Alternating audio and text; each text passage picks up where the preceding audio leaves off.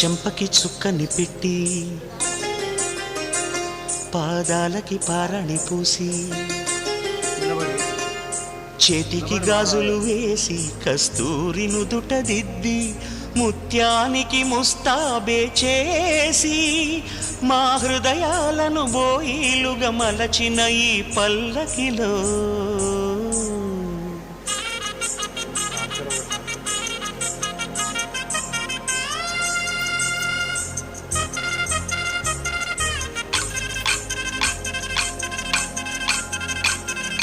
పల్లకిలో పల్లకిలో పెళ్లి కూతురు రాణిలా ఉంది, మహారాణిలా ఉంది.